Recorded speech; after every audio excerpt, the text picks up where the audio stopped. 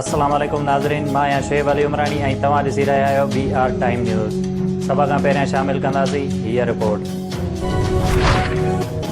रूस यूक्रेन ते हमिलो करे छॾियो जंगी जहाज़नि ऐं हेलीकॉप्टरनि सां बमबारी, टैंकुनि जी गोलाबारी, मिसाइलनि जा हमला, धमाकनि जी गूंज। रूसी फ़ौज तरफ़ां यूक्रेन में दाख़िल केतिरनि ई शहरनि में धमाका कया विया, केतिरियूं ई इमारतूं खंडर बणिजी वयूं। यूक्रेन रूस ते 40 फ़ौजी ऐं शहरी मारिजण जो इल्ज़ाम लॻाए छॾियो। रूस खे भारी जानी ऐं माली नुक़सान पहुचाइण जी बि दावा करे छॾी। रूस इल्ज़ाम ऐं दावा रद्द करे छॾिया। दर्जने फ़ौजी तबाह करण जो जवाबी दावा कई। ख़ौफ़ ऐं हिरास में शहरी मुल्क छॾे निकिरणु शुरू करे छॾियो।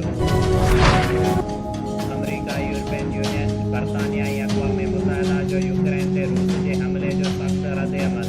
अमरीकी सदर जो बाइडन चयो आहे त इतिहादनि सां गॾिजी रूस जे हमले जो मुतफ़िक़ा फ़ैसिलाकुन जवाब ॾींदासीं।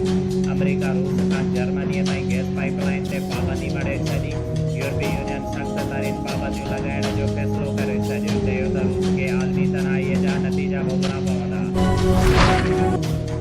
रूस जे यूक्रेन ते हमले खां पोइ आलमी मंडीअ में खाम तेल महांगो थी वियो। क़ीमत $103 फ़ी बैरल ताईं वधी वई। रूसी करंसीअ जी क़ीमत में बि कमी। रूस जो यूक्रेन ते हमिलो, पाकिस्तान में पेट्रोलियम मसनूआत जी क़ीमतुनि में फ़ी लीटर $70 ताईं वाधे जो ख़दशो। इंडस्ट्रीज़ ज़रिए जो चवणु आहे त आलमी मंडीअ में क़ीमतूं $100 फ़ी बैरल खां मथे रहियूं त 1 मार्च खां पेट्रोल जी क़ीमत में $70 ऐं डीज़ल जी क़ीमत $6 ताईं वधी सघे थी।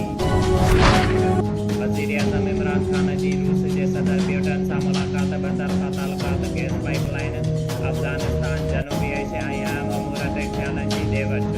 3 कलाकनि जी मुलाक़ात। रानीपुर दरगाह बोदले जी गेट अॻियां पुनल लॻराइजो जी बीठल कोरे कार राति जे ॿाहिर में चोरी करे फरार थी विया, जंहिं जा CCTV फुटेज बि अची विया।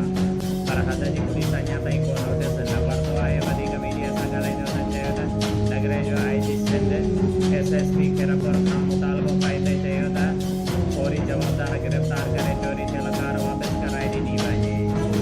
शुएब अली उमरानी खे ॾींदा इजाज़त। वधीक ख़बरुनि ऐं अपडेट्स लाइ ॾिसंदा रहो BR टाइम न्यूज़।